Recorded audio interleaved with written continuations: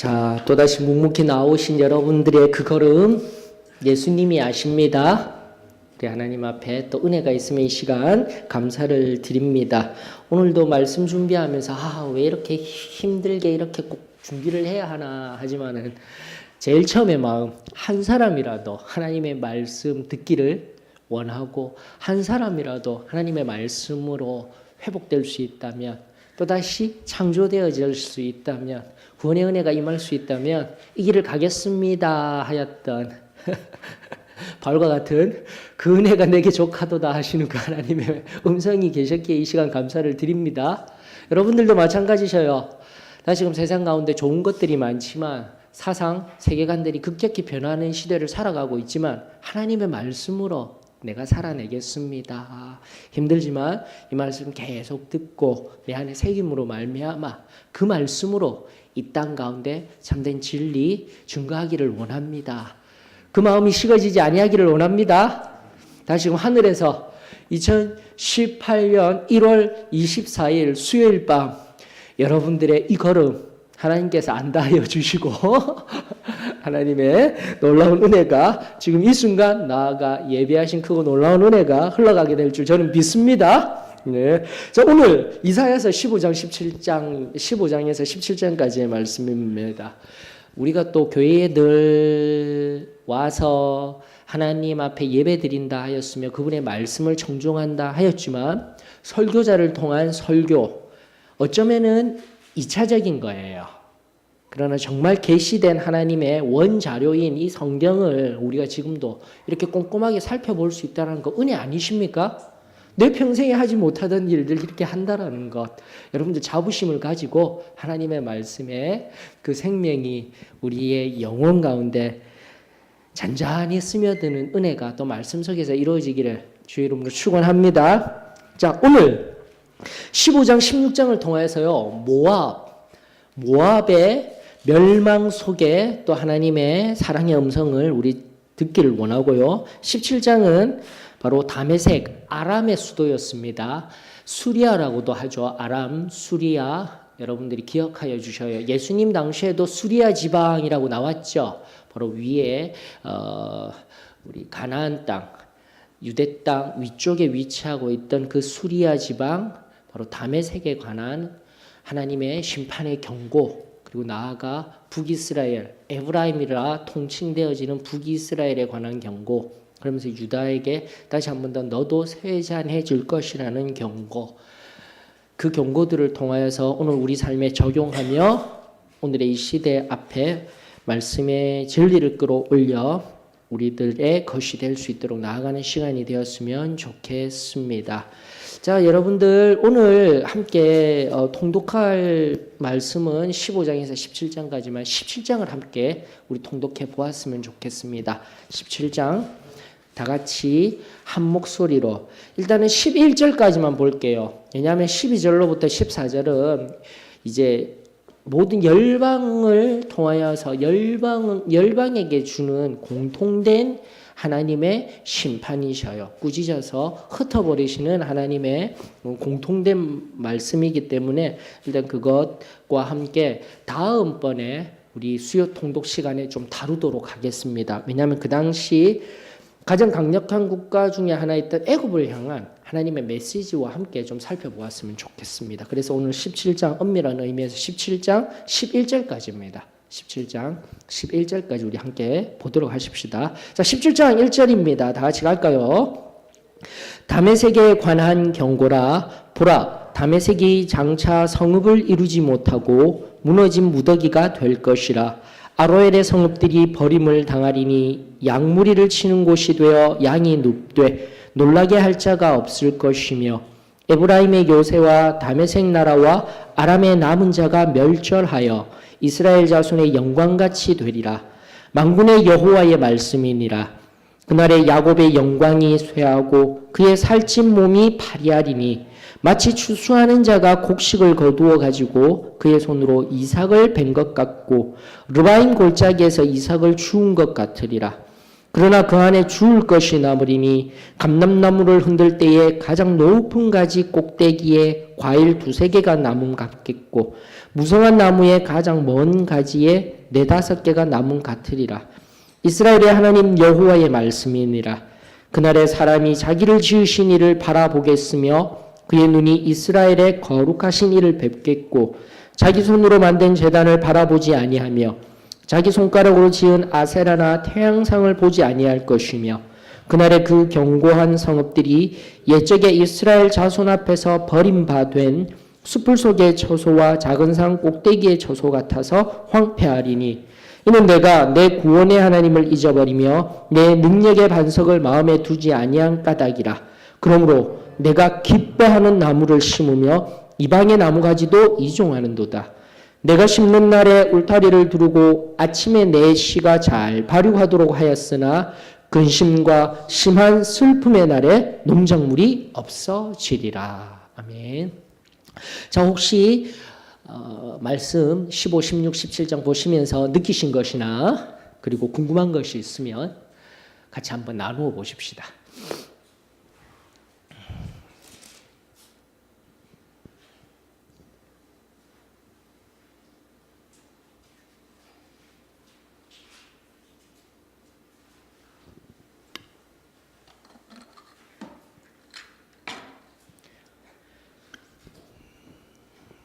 그럼 제가 먼저 질문을 하나 드려볼게요. 여러분들이 알고 계신 모압이라는 나라의 상식은 어떤지 한번 보십시다. 여러분들이 알고 있는 모압 하면 떠오르는 스토리도 좋습니다. 또 어떤 단어도 좋습니다. 한번 들어볼까요?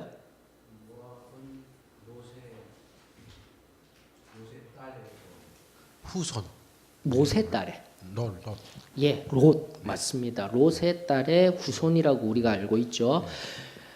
창세기 19장에 보게 되면 소돔과 고모라의 멸망이 나옵니다. 거기에 보면 37장에 명확하게 기록되어져 있습니다. 창세기 19장 37절은 모압에 관한 이야기, 38절은 암몬에 관한 이야기입니다. 그래서 모압과 암몬은 이스라엘과 어떤 사이요? 그리고 멀리 같은 친족이라고 보시면 되겠습니다. 아주 중요한 관점이죠. 그러면서 좀 더 모압에 관해서 우리가 성경 속에서 발견되어지는 그 모압의 이야기들을 연관되어져서 살펴볼 수가 있습니다. 또요. 모압과 관련하여서 민수기 22장부터 24장까지 보게 되면은 25장의 연장석에도 있습니다. 24장까지 보게 되면 누가 등장하죠? 거짓 선지자 한 사람이 등장하는데, 그렇죠. 발람의 이야기가 나옵니다. 우리 잘 알고 있어요. 발람의 이야기. 하나님께서요, 그 발람 선지자의 길을 막으시려고 뭐도 사용하셨죠? 나귀도 사용하셨죠. 당나귀도. 그 말 못하는 당나귀. 그 말 못하는 당나귀가 말을 하는데도 말 못하는 당나귀 어떻게 울어요? 진짜 어려운 질문이죠. 우리 같은 도시에 사는 사람들에게 아마도 말같이 안 울었겠습니까? 말은 히 울었다라면은 당나귀는 좀 작으니까 좀 고주파의 음성 히 했나요? 자, 그래야 하던 당나귀가 막 말을 했잖아요. 그러면은 하나님의 뜻이 여기에 무언가 있구나. 지금 내가 하고자 하는 걸음에 문제가 있구나라고 인식하였어야 되는데 3번이 남았죠. 그 나귀가 그 가는 걸음을 막아 섰음에도 불구하고 말을 하였음에도 불구하고 그 말하는 당나귀와 논쟁을 하는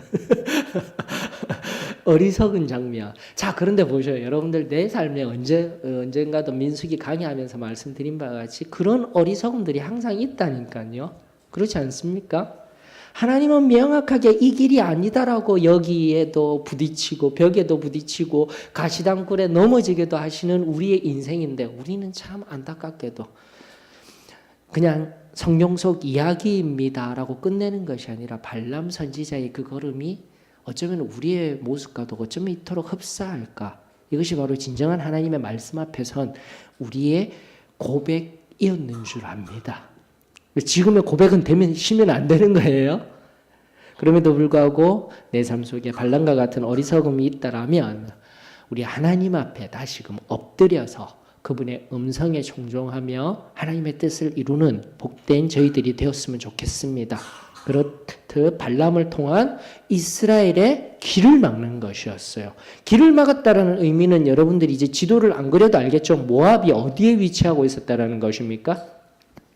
시나이 반도가 있죠. 맞죠? 여러분들 시나이 반도가 이렇게 있으면은 족발 맞죠? 족발 생각하시면 되죠. 여기 시내산이 있고 여기는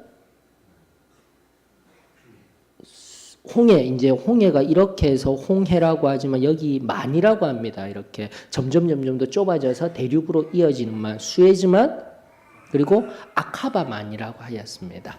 그리고 옆에 아라비아 반도, 즉 아주 쉬워요. 이렇게 돼서 지중해죠, 이쪽이. 그리고 이 길로 가는 걸음이 있었는데 여기에는 그 당시 모세 당시에도 철기 문화권에 속하는 블레셋이 맡고 있었기 때문에 또 블레셋과의 이 영토 경계선이었기 때문에 애굽 수비대가 있기 때문에 이쪽으로 가는 길이 힘들었어요. 그래서 어디로 갔다라는 거예요?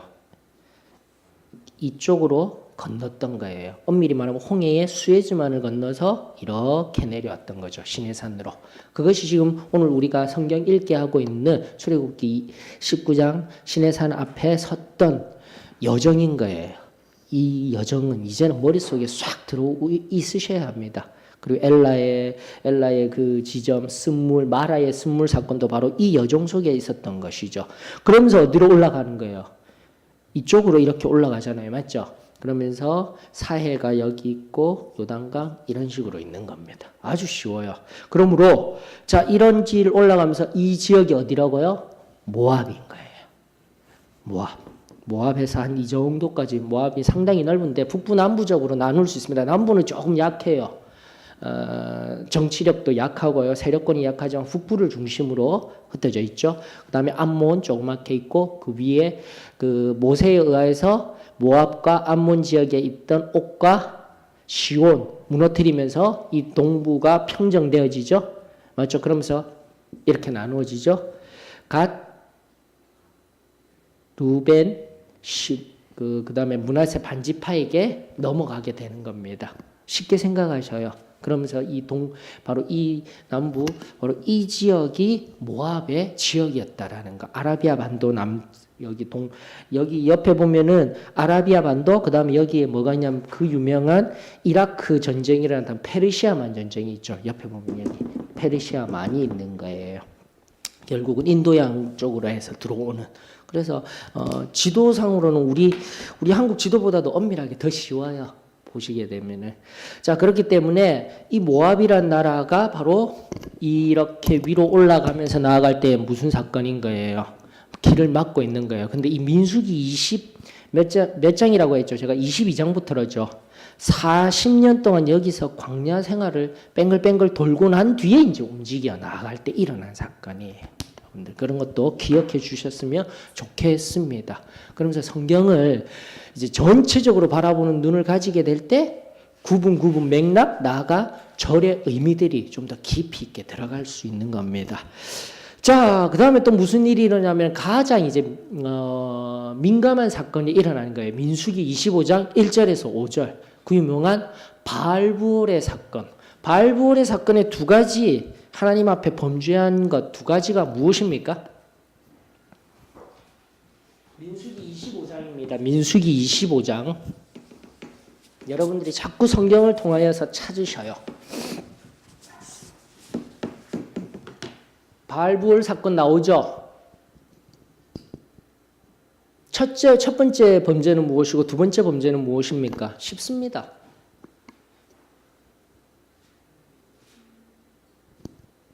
바알부올 자체라는 그 의미 속에 바알을 섬긴다라는 뜻이 있어요. 우상 숭배. 그리고 두 번째는 뭐죠? 음행입니다. 맞습니까? 그러니까 그 하나님 앞에 하나님의 순전한 백성의 순결함을 유지하였어야 되는데 이제 조금 있으면 비나스라는 인물이 나와서 음행하던 민족의 한 지도자를 쳐서 없애는 장면도 등장하죠. 여러분들 알고 있으셔요. 그렇게 파편적으로 흘려졌던 걸 자꾸 여러분들이 새롭게 하셔야 됩니다. 즉 모압을 통하여서 일단은 친족이었다라는 것도 우리가 이해할 수 있지만 하나님은 결코 그들과 함께 하기를 원하시지 아니하셨어요. 왜 우리가 그렇게 알고 있을까요? 이제 성경 속에 나오는 모압의 사건, 이 정도 사건이 나오는데 왜 그들과 함께 하면 안 된다라는 거죠? 친족이라는 것도 알았었는데 우상숭배하고 음행을 조장했기 때문에. 그래서 하나님이요 신명기의 말씀 속에서 명확하게 한 얘기가 있습니다. 이제 여기까지 엮이게 되면 모압에 관해서는 명확하게 아시는 거예요. 모압은 롯의 첫 번째 딸과 함께 낳은 그 족속이라고 하였습니다. 암몬이 둘째 딸에 의하여서 낳아진 족속입니다. 그게 바로 창세기 19장 37, 38절에 있다고 하여서 말씀드렸고, 이제 이런 지금 민수기 22장으로부터 25장까지의 사건을 통해서 모압이 이런 일들을 벌였구나라고 하였을 때 그 다음 후에 신명기에 하나님이 뭐라고 하시는지 이렇게 엮어버리면 이제 모압과 이스라엘 관계가 명확하게 보이는 거죠. 신명기 23장으로 가보십시다. 신명기 23장 3절에서 6절 한번 볼까요?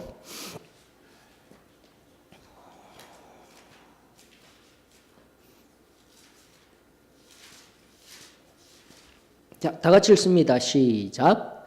암몬 사람과 모압 사람은 여호와의 총회에 들어오지 못하리니 그들에게 속한 자는 10대뿐 아니라 영원히 여호와의 총회에 들어오지 못하리라. 그들은 너희가 애굽에서 나올 때에 떡과 물로 너희를 길에서 영접하지 아니하고 메소포타미아의 부돌 사람 부올의 아들 발람에게 뇌물을 주어 너희를 저주하게 하려 하였으나 내 하나님 여호와께서 너를 사랑하심으로 내 하나님 여호와께서 발람의 말을 듣지 아니하시고 내 하나님 여호와께서 그 저주를 변하여 복이 되게 하셨나니 내 평생에 그들의 평안함과 형통함을 영원히 구하지 말지니라. 맞죠? 예. 그러므로 이 모압과 암몬 사람하고는 절대 함께해서는 안 되는 거예요.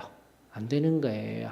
그런 의미에서 오늘 이사야서에 있는 말씀, 다시 한번 더 모압에 관한 이 경고라 하면서 주어진 말씀이 오늘 우리들에게 의미하는 것은 1차적으로 결코 범죄하는 자리에 들어가서는 안 될 것이며 범죄하는 공동체와 함께 하여서는 안 된다라는 것을 우리들에게 말씀하고 계시는 것입니다. 그래서 우리가 좀 더 10년 전, 20년 전으로 거슬러 올라가면 우리 앞전 세대의 신앙 속에서 여러분들 우리 굉장히 엄격한 관점에 그 공동체 나아가 다른 단체와의 관계에 굉장히 엄격한 잣대를 가지고 있었습니다. 아시죠? 아시죠? 모르십니까? 뭐 구체적인 예로 들자면 이제 교리적인 얘기를 들어가십시다. 바로 이러한 말씀에 의해서요. 구체적으로 어떤 것들요? 쉽잖아요. 다른 교회하고 같이 예배단 절대 공유 못합니다, 여러분들. 지금도 그 어쩌면 정말 엄격해요. 다른 교회에 계신 목사님이 저희 교단에 와서 예배를 인도한다는 것은 굉장히 큰 장벽입니다. 네. 또요. 보험도 마찬가지 아니었습니까? 이게 무슨 소리지? 이제 보험 드는 것도요. 여러분들이 아셔서 왜 여기에 대해서 우리가 보험을 이렇게 들지 않으려고 하였을까? 단순하게 생각하셨죠. 하나님만 잘 믿으면 되지. 앞으로 일어날 일에 대해서 뭐 때문에 드려? 그런 의미는 아니었습니다. 이제 젊은이들과 함께 좀 더 넓은 의미에서 이런 부분들이 왜 안 되었는지 살펴드려야 되겠지만 간단하게 얘기하면 현대 자본주의 안에서의 보험업은요. 대기업들, 글로벌 기업들의 자본을 모으는 창구입니다. 이게 숨기우고 가리워진 진실입니다, 여러분들. 복불복인데 오늘날 영어로 이야기한 복불복인데 거기에다가 여러분들 너무나 많은 돈을 내고 있는 현실에 대해서 의문을 가져보시지 못하셨습니까? 여기까지만 할게요. 공중권세 잡은 세상, 그리고 오늘날 세상 속에서요, 크리스찬이 진정으로 구별되는 삶을 살아간다는 의미 속에서요, 우리가 생각해 볼 영역들이 참으로 많답니다. 예전에는 엄격한 잣대로 이제 옥죄고 있지만, 근데 또 변화된 삶 속에서요, 변화된 삶이라 하면 환경이 너무 나빠졌어요. 그리고 나아가 소위 문명화되고 도시화된 삶의 스타일로 인하여서 예전에는 암 걸리면 완전히 죽을 병이었잖아요. 근데 오늘날 앞서 말씀드린 문명화되고 도시화된 삶, 뭐 미세먼지를 떠나서 이미 우리 예전에 없었던 좋지 아니하는 물질들이 많이 배출되면서 우리 몸속에 무엇이 생기는 게요? 암 같은 것이 생기고 도시병이라고 얘기하는 오늘날의 현대병들이 너무 많아지는 세대를 살아가고 있기 때문에 이제는 보험에 대해서 그 뒤에 버틴 거대한 악도 있지만 여기에 관하여서 우리가 엄격하게 적용하는 부분에 대해서도 고민을 많이 하고 있는 추세입니다. 그래서 우리 한국만 그럴까요? 미국에서도 보험 얘기 가지고는 특별하게 해야 되니 말아야 되니 하지는 않습니다. 그러나 원칙은 무엇이죠? 하나님 앞에 내 삶의 안위를 온전히 맡기는 신앙은 가지고 있어야 한다는 겁니다. 그런 원칙적인 신앙의 기준들을 끊임없이 우리가 나누었으면 좋겠습니다. 이것을 끄집어 올린다면 이렇듯 모압에 대한, 그리고 신명기 23장의 말씀에 의한 것들에 의하여서 우리가 아무리 앞서 말씀드린 친족과 같은 사람이라 할지라도 프로테스탄트라고 이제서야 지금 얘기하고 있는 다른 이들을 향한 그러한 관점들, 굉장히 근본적인 입장에서 우리가 바라보았는데, 제가 결론 부분에 있어서 이 문제를 한 번 더 끄집어 올릴 겁니다. 결론이 아니라 지금 이야기를 드리고 싶은 거예요. 이 말씀 속에서 오늘 중요한 의미들을 좀 살펴드리고 싶은 겁니다. 자, 그렇다면은 예전에 다시 한번 의학에도 우리는 기대지를 아니하였습니다. 맞습니까? 북치는 소년의 죽음과 같은 그런 신앙도 있었어요. 알코올을 입에 대는 것뿐만이 아니라 어떻게 해요? 몸에 붙는 것 자체도 안 됩니다라는 신앙 속에 있었더랬어요.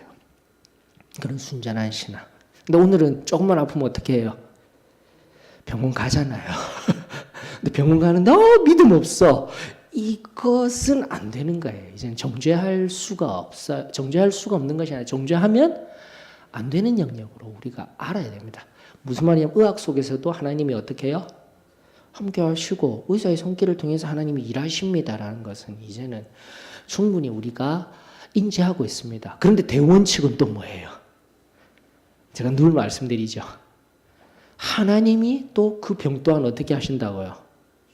치료하신다. 이 관점을 우리가 놓치지 말아야 돼요. 그 믿음에 의하여서 끊임없이 우리가 믿음으로 말미암아 드리는 기도를 통해 병이 나음을 계속해서 바라볼 수만 있다면 그것만큼 은혜스럽고 그 믿음에 기초한 걸음이 얼마나 좋겠습니까, 여러분들? 그것은 우리 놓치지 말고 가십시다. 왜 우리가 근본적으로 전통적이다, 이젠 전통에 관한 이야기를 할 건데 그런 것들을 부여잡았는지 말씀의 원리 속에 있었기 때문에 우리가 붙들었습니다라는 것, 나빴어, 잘못되었어 얘기하기 전에 하나님의 말씀에 의한 교리적 그리고 삶의 적용이었다라는 것, 나빴어, 아니야, 잘못되었어 그런 얘기를 하면 안 된다라는 겁니다. 아멘이시죠? 그러면서 우리 넘기십시다. 그러면서 우리 17장을 한번 보십시다. 17장을 잠깐 이제 분석해 볼게요, 여러분들. 자, 일단은 앞서 15장, 16장은 모압에 관한 경고라고 하였습니다. 그것을 바라보기 전에 17장을 우리가 바라보게 될 텐데요. 자, 첫 번째 1절로부터 3절까지는 에브라임, 유다와 아람의 뭐예요? 멸망입니다. 누구에 의하여서요? 더 위에 있었던 수리아 더 위에 있었던 아시리아에 의해서 멸절되게 됩니다. 어쨌든 지금 이사야 시대 때요, 이사야 후반으로 가는 시대 말고요, 지금 이사야 시대 때 가장 강한 강대국은 어디입니까? 아수르예요. 이 관점을 가지셔야 되는 겁니다. 앞서 바벨론에 관한 이야기도 하였지만 중간에 아수르의 멸망 이야기도 나오고 있습니다. 즉 바벨론을 커다란 기점에서 저 멀리 있을 바벨론에 관한 이야기였지만 아수르도 중간에 함께 포함하여서 우리가 앞전 강의에서 제가 아수르는 다루지 아니하였지만 지금 이사야 시대에 지금 가장 큰 강대국 하나님을 대적하는 지금 이스라엘 백성들에게 회초리가 되어주시는 나라로서 사용하는 나라가 지금 뭐라고요? 아수르. 그리고 일어날 어디요? 바벨론. 이런 시각을 가지시면 좋으실 것 같으셔요. 그러면서 에브라임과 다메섹은 아수르에 의하여서 반드시 이러한 아픔들을 멸절들을 경험하게 될 것입니다. 그러면서 아수르에 의하여서요. 북이스라엘과 아람은 무너졌지만은 유다도 어떻게 되죠? 히스기야 당시에. 맞죠? 산헤립이 바로 아수르 왕이었어요. 예. 예루살렘 침공당하고 했습니다. 그때 아수르 어떻게 해요? 아수르가 급격히 무너진 이유 성경에 등장하고 있습니다. 18만 5천 명이 다 무너진 거 막 힘들게 다 히스기야 때요. 어떤 일이 있었는지 모르겠지만 하나님 앞에서 하나님이 그 아수르의 군대들을 다 몰아내심으로 말미암아 급격히 아수르가 이 패권 낀 틈새 땅이라고 하는 이 가나안 땅에 팔레스틴 땅의 패권에서 점점 멀어지는 거예요. 바벨론이라는 신흥 나라가 설 수 있는 것 또한 하나님에 의한 손의 역사였다라는 것을 저는 우리 소망교회 성도들은 알아야 된다고 생각합니다. 그냥 역사가 인간에 의해서 일어난 역사가 아니라 성경에 근거한 하나님이 인간의 역사 속에 삶 속에서 일하신 역사입니다라는 것을 알았으면 좋겠어요. 그 당연한 말 왜 하셔요? 오늘날 사상은요. 하나님은 인간의 역사에 개입하시지 아니하는 하나님. 여러분들 이게 정말 무서운 거예요. 하나님은 인간을 창조해 놓기만 하셨고 어떻게 해요? 그냥 살도록 내버려 두신 거예요. 세계 1, 2차 대전, 앞선 세기의 양차 대전을 걸치면서 신학적으로 발전한 사상들입니다. 세속신학, 죽음, 신죽음의 신학, 거기다가 과정신학 넘어서 지금 다원주의 신학 자체가 이미 그 하나님 창조하시고 내버려 두신 신학에 의하여서 파생되어져 오늘날의 신학 나아가 신학을 뒤로한 채 일반화된 사상 속에 녹아져 있는 우리 청년들이 우리야 믿음으로 고백하고 있지만 우리의 청년들이 지금 세상 속에서 사상적으로 오늘도 이야기 나누겠지만 점점 스며들어서 내 속에 녹아있는 신앙과는 괴리된 우리의 모습들 발견할 수 있어야 됩니다. 중요합니다. 어머님 아버님들이야 뭐 그런 게 뭘 중요해 하지만 아니요. 굉장히 중요합니다. 그래서 앞으로는 우리 청년들과 함께 이런 부분들에 대해서 좀 많이 나누고 우리가 믿음으로 설 수 있도록 만들어 나가는 것이 필요하다라는 것 많이 느끼고 있습니다. 그러면서 성경 속에서 자꾸 답을 찾아야 돼요. 무엇이 문제였는지. 자, 4절입니다. 다시 한 번 더 역사 속에 하나님은 늘 함께 하시고 계신다. 이거 잊지 마셔요. 믿음의 고백이 아니라 예수님은 이미 역사입니다. 라는 것은 믿음의 고백이 아니라 사실입니다. 맞습니까? 예. 이건 아멘도 아니고 사실이에요. 예수님은 역사입니다. 혹시 윌로우 크릭, 시카고 교회 윌로우 크릭에 성함이 갑자기 생각이 안 나는 예수는 역사다. 예수는 역사다라는 책이 이미 한 10여 년 전에 나온 책이고 지금 남침내 교단의 교수님이셔요. 근데 그분이 누구였냐면 시카고의 트리뷴지라면 굉장히 유명한 일간지입니다. 거기에서요. 하나님도 모르고 정말 유능한 기자였는데 그가 일일이 다 찾아내어서요. 의학 분야, 고고학 분야 사람들 다 만나면서 그가 예수님은 역사적으로 계셨던 분이시다라는 것을 명확히 하는 거예요. 그래서 저는 우리 청년들이 그런 부분들도 좀 보고 했으면 좋겠어요. 예수는 역사다라는 책도 있고요. 영화로도 나왔습니다. 네이버에 들어가시면은 또 나오고 있어요. 꼭 보셨으면 좋겠어요. 그러므로 신앙의 고백이 아니에요. 믿음만 가져야 예수님을 인지한다라가 아니라 제발 오늘날 같이 과학, 이성적인 거, 합리적인 이야기 한다고 해서 예수님은 신앙으로 믿는 거야? 아니에요. 믿음의 대상이 아니라 역사의 대상입니다. 명확히 하셔야 돼요. 뭐 그런 부분 지금 이제 세세하게 다루는 것은 아니지만 이런 차원에서의 접근들이 우리 다음 세대들에게는 반드시 필요하다랍니다. 자, 그러면서 하나님은 역사에서 일하시는 참된 신이십니다라는 거 잊지 않기를 원합니다. 네 번째, 그러면서 야곱의 영광이 쇠하고 나오고 있죠. 유다를 지칭합니다. 뭐 이스라엘을 지칭하기도 한다라고 하지만은 결국은 쇠하다라는 부분에서는 멸절되어지고 쇠하다라는 영역에 있어서 여기는 남유다의 쇠약함을 나타내며 특별히 르바인 골짜기라 하면 베냐민과 유다 사이에 있는 지파이기 때문에 남유다를 충분히 이야기하는 것이다라는 것을 우리들에게 말하고 있습니다. 자, 바로 그런 일들이 일어나게 될 때 쇠약하여지고 정말 힘들게 될 때 히스기야 반짝했죠. 히스기야 때 무슨 일이 일어난다라는 거죠. 7절 다 같이 시작. 그날에 사람이 자기를 지으신 이를 바라보겠으며 그의 눈이 이스라엘의 거룩하신 이를 뵙겠고 라고 이야기를 하고 있습니다. 유다가 다시금 하나님 앞에 믿음으로 나아가는 은혜가 있고요. 지금 히스기야 시대 들어갔습니다. 맞습니까? 우리 그러면서 이 말씀들을 살펴보고 있는 거예요. 이것이 가까운 역사 속에서 이루어졌지만은 이제는 먼 역사에서 언제요? 예수님이 탄생하시고요. 맞죠? 이사야 지금 9장 3절로부터 7절, 2절로부터 7절에 있는 말씀, 그리고 또 몇 장이죠? 11장이죠? 11장에 있었던 메시아에 대한 말씀이 또다시 더 멀리 가셔서 우리에게는 멀리 있었던 것이 아니라 이미 지난 역사이지만은 예수님께서 이 땅에 오셔서 참된 그 예언을 이루어 주셨습니다. 이중적인 구조. 나아가 멀리까지 어디까지 바라봐야 되는 거예요? 궁극적인 우리의 완전한 왕으로서 재림주로 오실 분들, 이런 역사관을 가지셔야 되는 거예요. 성경을 바라보면서. 단편적으로 이 말씀은 이렇게만 이해되고 해석되어집니다 라고 생각하시는 것이 아니라 이런 시간들을 통해서 명확하게. 자, 그러면 어디까지 나아가게 되냐면은 1번, 2번이 이루어졌죠. 맞죠? 맞습니까? 1번, 2번이라면 1번이 히스기야를 통해서 이루어졌죠?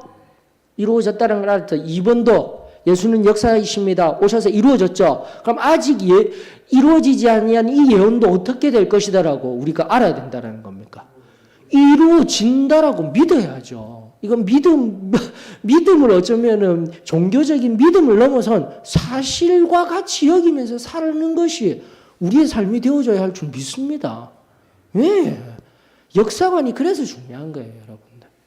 그리고 이런 시간들을 통해서 자꾸 말씀 속에서 우리의 신앙을 기도해서 성령님이 주시는 은혜뿐만이 아니라 이 말씀을 통하여서 우리 삶 속에, 우리의 역사 속에, 우리의 시간 속에 하나님이 놀랍도록 일하고 계시며 또 일할 것이다라는 그것을 확증하는 거예요. 그러면서 새기는 거예요. 그러면서 살아내는 거예요.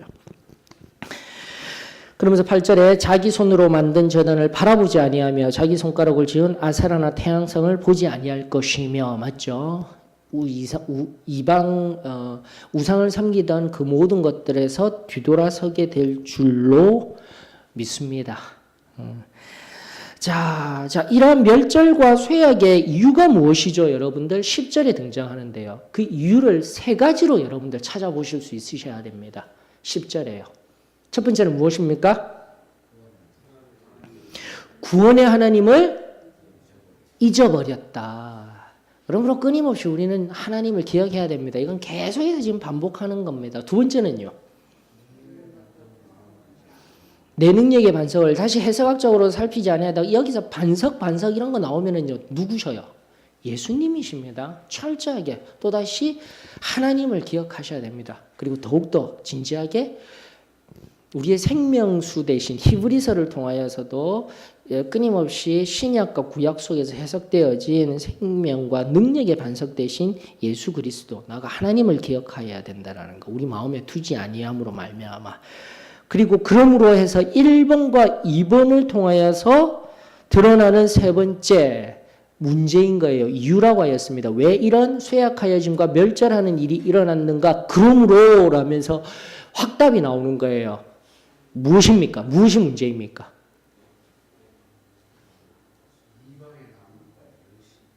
까지 심었다 했죠. 제가 지금 계속 등장하는 겁니다. 이 굉장히 중요한 신앙함에 있어서 이스라엘 백성들이 하나님을 버리고 우상을 섬긴 게 아니에요.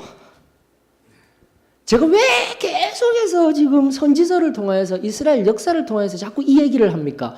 오늘 우리들에게 계속해서 질문하고 우리들에게 던져야 돼요. 하나님 아시죠? 하나님 믿으시죠? 그런데 내 옆에 또 뭐도 있다라는 거예요. 예, 세상의 것들이 있다라는 겁니다. 이방의 나무들을 심고 같이 그렇게 살아가고 있는 거 성경을 바라보면서 우리가 깨달아야 되는 거예요. 이스라엘이 멸망당하고 하나님 앞에 뒤통수 맞고 심판당하고 나아가 없어짐을 당하는 것 자체가 뭐라고요? 하나님을 몰라서가 아니라 하나님도 알아요. 근데 그 옆에다 뭘 두었다라는 거예요? 끊임없이. 예. 이걸 다른 말로 하게 되면은 혼합주의. 제가 계속 얘기합니다. 혼합주의. 자, 그러면서 여러분들이 이 혼합주의라는 것에 대해서 한 번 더 깊이 좀 생각을 해 보십시다. 제가 이미 앞서 드린 전통 이야기, 모압에 의하여서 전통 이야기, 모압에 의하여서 우리가 가졌던 전통들은 뭐죠? 다른 것들과, 다른 단체들과 관여하지 않습니다 하였는데, 이 혼합주의 이러면서요, 여러분들 무엇과 혼합을 하면 안 된다라는 겁니까? 무엇과요? 무엇과 혼합이 되어지면 안 되는 거예요? 혼합주의를 배격해야 된다. 여러분들이 언어로요. 성경을 지금까지 우리가 함께 공부하고 해왔기 때문에. 답은 하나입니다. 쉽게 얘기해요. 끊임없이 하나님은요, 한 답만 원해서 혼합주의에서 어디로 돌아서라고 이야기를 하고 있습니까? 어디로 돌아서라고 얘기하고 있어요? 하나님께로 돌아가고요. 방법은 무엇을 기억하라고요? 율법, 그 다음에 뭐요? 규례.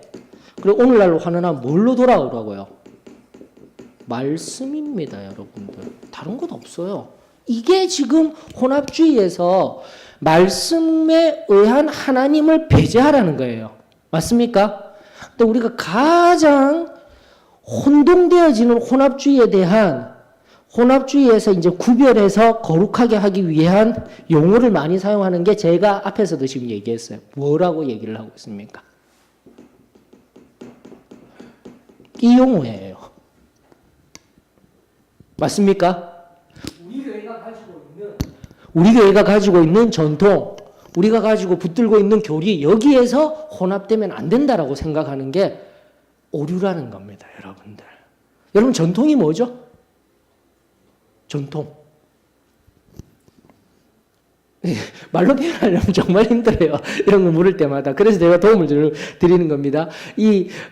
사전적인 용어가 뭐냐면 어떤 집단이나 공동체에서 지난 시대에 이미 이루어져 계통을 이루며 전하여 내려오는 사상, 관습, 행동 따위의 양식이라고 이야기를 합니다.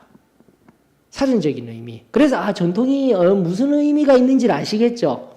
그러면 여러분들에게 질문드려요. 우리의 전통 이런 뭡니까? 하나만 딱 얘기하면 우리의 전통. 승리생활 맞아요? 또요? 구원 성결 종용침내 달달 외우고 있는 거요? 또요? 다른 거 없습니까? 옷에 의복의 기준들, 여자는 치마를 여기까지 반드시 입어야 돼, 허벅지까지. 맞습니까? 맞잖아요. 여러분들, 우리가 생각하는 전통이라는 영역이 이거예요. 전통에서, 우리가 가진 이 전통에서, 우리의 교리에서, 혼합주의에서 그렇게 구별돼야 돼. 근데 제가 지금 계속 얘기하는 건 뭐예요? 이게 맞다, 안 맞다요? 예, 이건 우리 생각이라니까요. 하나님이 다시 한 번 더 말씀에 어디에서 전통으로 돌아가라고 얘기하고 있어요. 다시 얘기합니다. 뭐요? 이게 우리에게 다시금 깨트려야 할 오늘날의 다른 우상인 거예요, 여러분들. 이제서야 이 목사님이 끊임없이 지금 목이 터져라 얘기하고 있잖아요. 그런데 안타깝게도 여기에 내가 전통이라는 것은 지금도 보셔요. 이 정의에 의하면 우리가 지금까지 시간을 하면서 평생을 신앙을 하면서 이거예요. 핵심은. 내가 평생을 신앙하면서 내 안에 젖어져 있는 방식이에요. 신앙함의 양식이에요. 나도 모르게. 이건 너무나 막강해요. 이런 개념들이 자꾸 머릿속에서 흘러나오고 말씀 앞에서 그 개념들이 뭐라고요? 우상이구나라는 것을 깨트릴 수 있어야 어디로 갈 수가 있는 거예요.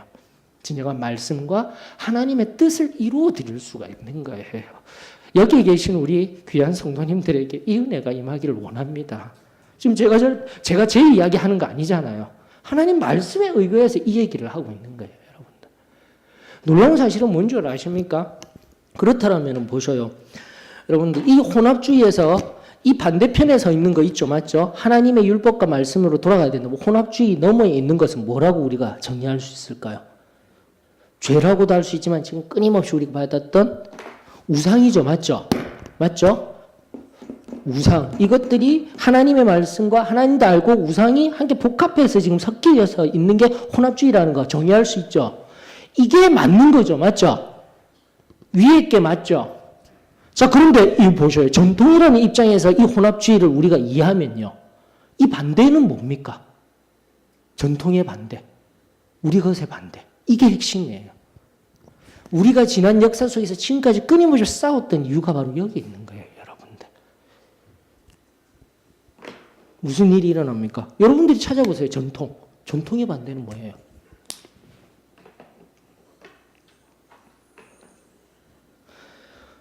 유희어의 사전에 보면은요, 관례. 유희어라는 것은 비슷한 말이에요. 관례, 관습, 인습, 전례, 양식, 이렇게 5가지가 나오더라고요. 근데 제가 무슨 말씀을 드리려고 하냐면, 전통의 반이어는 없어요. 놀랍죠? 제가 이번 주 저녁에도 설교했지 않습니까? 언어가 굉장히 중요하다고요. 말이라는 것은.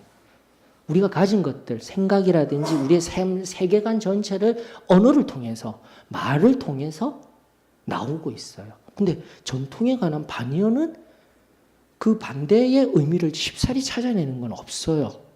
이게 바로 허상이었던 거예요, 여러분. 우리 속에 있었던 허상. 다른 말로 하게 되면 뭘까요? 이게 바로 뭐라는 겁니까? 우상인 거예요, 여러분들. 근데 이게 우상이 되지 아니하고 하나님 말씀의 영역으로 넘어가기 위해서는 어떤 작업이 필요한 겁니까? 이게 지금 중요한 거예요, 여러분들.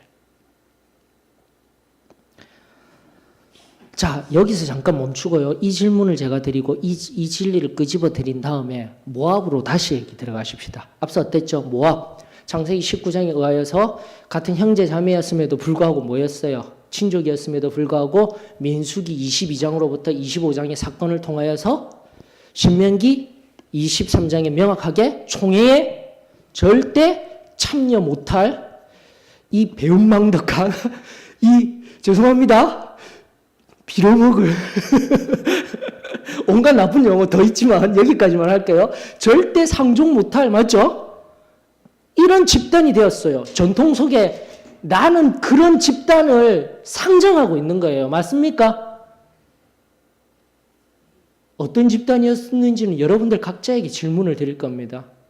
철저하게 분리되어져야 할 집단. 그러나 여러분들에게 모압에 관한 이야기를 다시 재정리해 보십시다.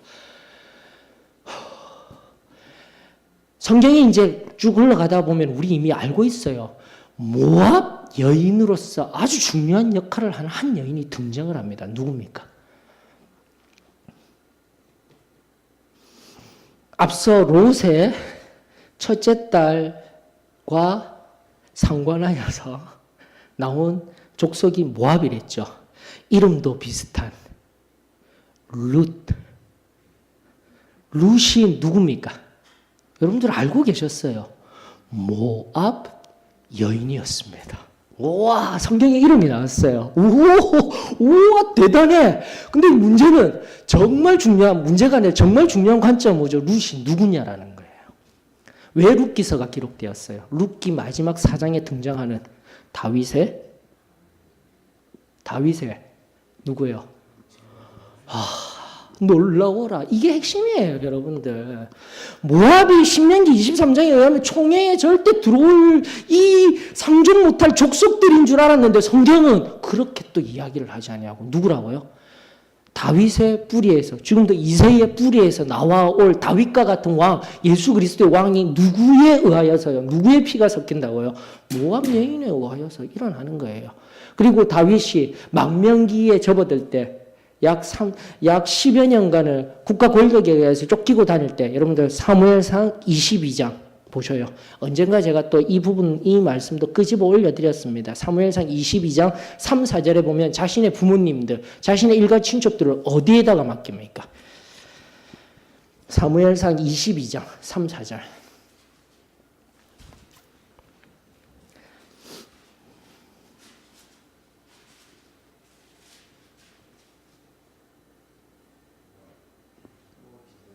맞죠? 답이 나오죠, 여러분들. 왜 모압 하필이면은 23장에 의하면은 이 총회에도 참석하지 못할 이런 민족이었는데 앞서 이스라엘의 역사 속에서 걸림돌이 되어지고 죄짓게 한 우상 숭배하게 만들고 음행하게 만든 그런 민족이었는데 왜 하필 다윗이 그쪽으로 찾아갔습니까? 혈통적인 이유도 있고요. 하나님께서는 어떻게 하겠다라는 겁니까?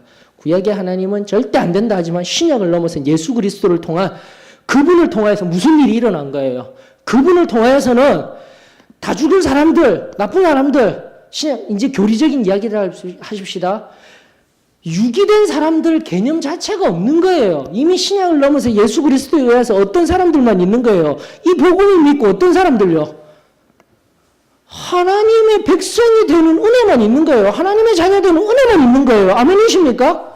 이게 여러분들 전통이고 교리인 거예요.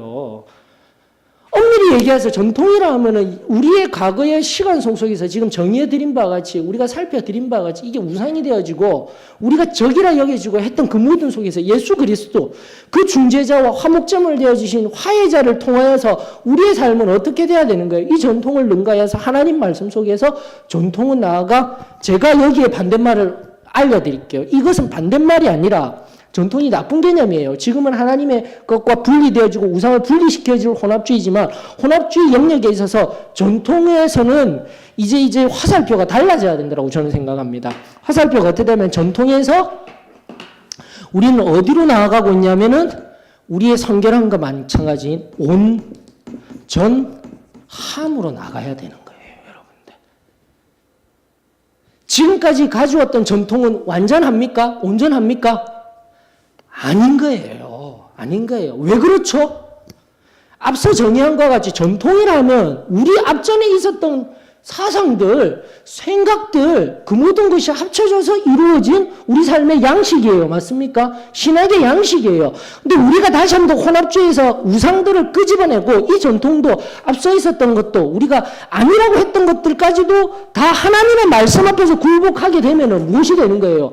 그 굴복하여져서 지금처럼 모압은 다 나쁜 사람들, 상종도 못할 사람이었는데 하나님의 이 놀라운 역사성 속에서요.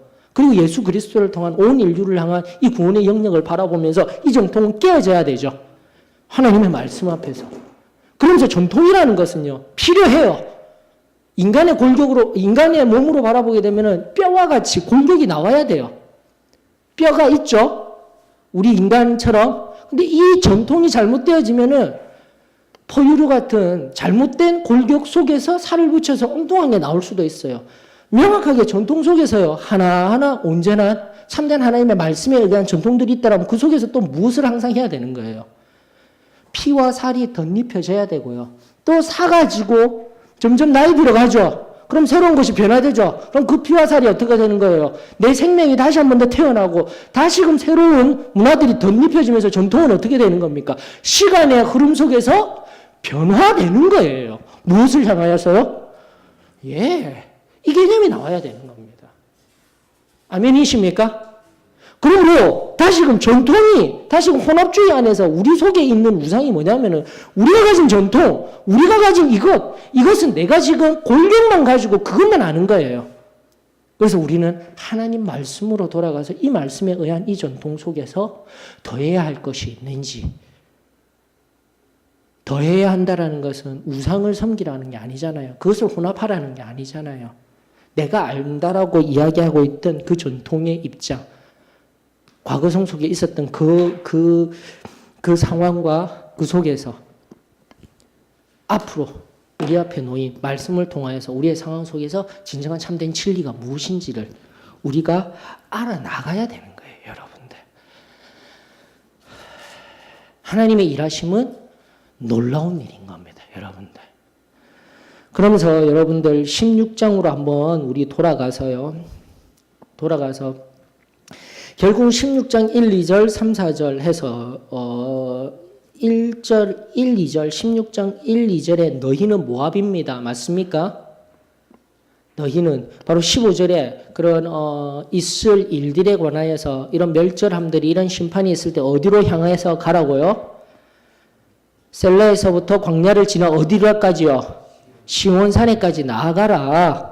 그리고 모압의 딸들은 아르논 나루에서 떠다니는 새 같고 보금자리에서 흩어진 새 새끼 같을 것이라. 그리하였을 때 너는, 여기서 너는 누구일까요? 야곱인 거예요. 유다인 거예요, 여러분들. 그럼 해석이 가능하죠? 그러면서 너는 방도를 베풀며 공의로 판결하며 대낮에 밤같이 그늘을 지으며 너희는 이 땅 통치한 너는 계속해서 모압 자꾸 저도 자꾸 헷갈려요. 너는이라는 여기에서는 누구라고요? 여기는 끊임없이 모압인 거예요. 이게 현 시점으로 넘어온 겁니다. 너희들이 지금 이 어려움을 겪을 때 어떻게 하라고요? 딸 시온에게로 가라 하고 있죠. 그러면서 지금 이제 모압 너희들이 어려움을 겪기 이전에 지금 에브라임과 여러 가지 북방에서 점점 커지고 있는 이 아수르라는 존재에 의해서 어려움을 겪는 그들에게 어떻게 하라는 겁니까? 너 모압은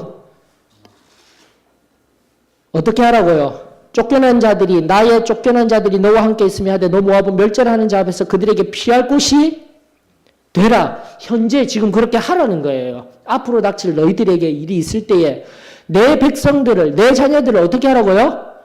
불쌍히 여기라라고 이야기하는 거예요. 예. 총회에 참석하지 못할 것이라 23절에 그 말씀만 보고 우리는 전통 속에서 다른 것들은 다 안 돼 하였던 것에서 이 하나님의 말씀을 통하여서 뼈와 살이 완전해지면서 또 나아가 뼈와 살뿐입니까? 시대의 변화 속에서 옷도 달라지죠?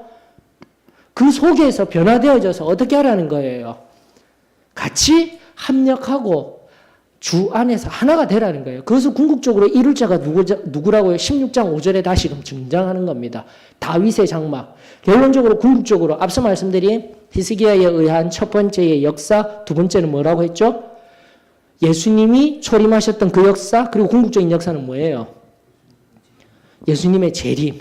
그래서 성령이 끊임없이 우리 안에서요, 끊임없이 하나님은 이 백성들에게 너희들은 끝나는 인생들이야. 너희들은 절대 참여해서는 안 돼가 아니라 숨은 하나님의 그 마음은 뭐예요? 서서히 인생의 역사 속에서 모두가 어떻게 되는 거예요? 화목하게 되고 화해하고 참된 중재자가 되어주셔서 전쟁을 그치고 하나 되게 하시고자 하시는 것이 누구라고요? 하나님이십니다. 라는 것을 이 구약 성경 속에서도 발견을 해야 되는 거예요. 하나님은요, 현재와 과거와 미래, 시간을 현재와 같이 여기시는 분이라고 하였습니다. 그래서 우리가 해석할 때는 우리의 눈으로는 미래에 있을 일이지만 현재적 시각에서는 이렇게 하고 또 먼 미래에 또다시 이러한 일이 있을 것이야 라고 하나님의 입장에서는 선지자인 이사야의 눈을 통하여서 너무나 우리들을 힘겹게 오해하게 말씀들을 오해하게 하지만은 하나님의 말씀은 명확한 거예요. 궁극적인 다윗의 장막이 이루어지게 될 것이므로 모두가 어떻게 하라는 것입니까? 이 5절이 중요한 거예요. 5절에서요, 지금까지 이야기했던 모든 것들이 다 등장하고 있습니다. 첫 번째, 다윗의 장막에 뭐가 있다고요? 인자함, 헤세드가 등장하는 거예요. 우리 지금 선지서 시작하면서요, 요엘서 시작한, 요나서부터 시작한 호세아서, 아모스서, 그리고 이사야서까지 오면서 중요한 선지서의 가장 중요한 용어들이 있죠. 4가지가 다 등장하고 있습니다. 첫 번째 뭐요? 헤세드, 인자하심, 하나님의 사랑이에요. 두 번째는요, 충실함 이게 바로 호세아서 6장에 등장하였던 진리예요. 에메트입니다, 여러분들. 진리로서, 하나님 말씀의 진리로서요. 충실함, 보이시죠? 그 다음 정의죠. 정의와 공이 끊임없이 나왔던 거예요. 미슈파트와 ጼ데크예요, 여러분들. 그러므로 이 성경 속에서 구약 성경을 통하여서요, 4개 더하여서 하나가 더 등장합니다. 하나가 뭐죠? 선하심, 토브라고 하였습니다. 토브. 이 5가지가요, 하나님의 본성을 알려주고 있는, 우리가 성경을 바라보면서 너희들 거역하였으므로 하나님 앞에 심판받을 존재야. 아니, 그 언약에 의하여서 심판받지 아니할 존재야. 그렇게 나누지 말고 하나님의 본성은 이 5가지, 이 단어 속에서 진정한 하나님의 본성을 깨달아야 된다고요. 다시 한 번 더 뭐예요? 첫 번째, 인자하심, 헤세드라고 했습니다. 두 번째는 뭐예요? 모든 것을 사랑하심, 충실함, 진리로서 신실하심으로도 이야기가 되는 거예요. 그 다음 3번째는요, 정의, 미시파트. 그 다음 3번째, 공의, 공평하신 하나님, ጼ데크예요. 모든 사람에게 공평하심. 그리고 마지막 하나 뭐예요? 선하심. 선하시다는 것은 토브라는 용어 속에 선하심이라는 것은 늘 함께 거하시겠다라는 이 하나님의 5가지 성품이 지금도 이 말씀 속에 거하며 우리들에게 무엇하기를 원하는 겁니까? 그럼 적용을 하는 거예요. 이 하나님을 발견했다면 우리가 바로 모압, 이스라엘 따로, 저 나라 따로, 이 나라 따로, 너 따로가 아니라 우리는 바로 예수 그리스도의 이 놀라운 은혜와 사랑을 통하여서 무엇을 하는 존재가 되어줘야 합니까? 이 땅 가운데 참된 중재자, 화해자, 평화를 이루어 나아가는 삶을 사는 것이 바로 우리의 삶입니다라는 것을 끄집어 올릴 수 있어야 되는 거예요. 사랑하는 성도 여러분, 어떠셔요? 오늘 일단은 중요한 것, 우리 속에 있었던 아주 중요한 것, 혼합주의. 이제 개념은 명확히 잡혀졌을 겁니다. 구약 성경에 끊임없이 우리가 말씀을 통해서 깨달은 혼합주의가 바로 오늘날 이 시대에 나에게도 보이는 하나님 말씀, 하나님도 알고 하나님 말씀도 알고 하나님을 어떻게 섬겨야 한다라는 거, 신앙도 다 알고 있는데 우리 옆에 뭐가 있다고요? 우상이 있는 거예요. 이걸 인정하지 못하고 내가 하나님 알기 때문에 내 안에 없어. 절대 그렇지 않습니다. 절대 그렇지 않습니다. 내 안에 있는 우상 어떻게 해야 되는 겁니까? 하나님 말씀 앞에서 철저하게 깨트려야 되는데 혼합주의 이런 얘기하면 우리가 가진 전통에서 이제는 옛적으로 돌아가야 돼 하다 보니까 이 전통이라는 것이 원래 말하던 하나님의 말씀을 벗어난 우리의 관념과 우리의 생각에서 전통으로 돌아가야 돼. 우리가 가진 전통을 지켜야 돼. 이게 어떻다고요? 옳은 것이냐? 옳지 않은 것이냐? 잘못된 것이다라는 거. 혼합주의와 함께 우리가 용어를 잘못 사용하면 안 되는 거예요. 이제는 이 성경 시간을 통해서 명확히 해야 돼요. 오히려 전통이 뭐가 될 수 있다고요? 우상이 되는 거예요. 왜 그렇게 되는지는 이제 알려드린 겁니다. 그러므로 말씀으로 돌아가게 되면 그 전통에서 더 이 시대에 더 우리가 뜨겁게 사랑할 전통들 강화시켜 나아가고요. 버려야 할 것들이 있다면 어떻게 해야 됩니까?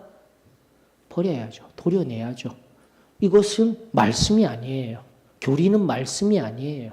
전통은 말씀이 아니에요.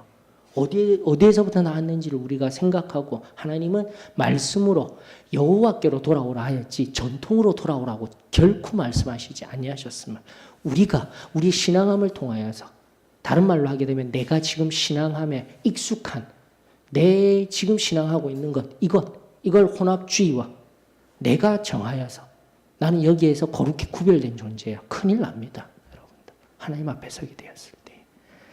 그래서 우리가 추구할 것은 뭐죠? 말씀을 통해서 끊임없이 무엇이 이 단어에 중요한 것일까요? 변화예요.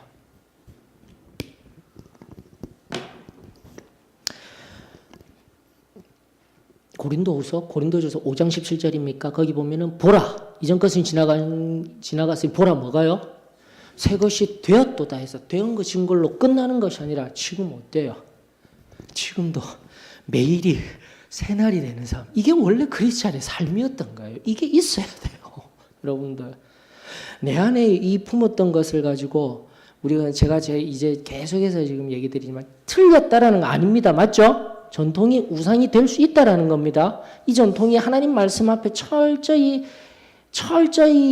이루어진 전통이라면 우리 것이 되어져야 하는 거예요. 그런데 그 전통만이 아니라고 하였습니다. 혼합주의하고는 상관없더라고 하였어. 맞죠?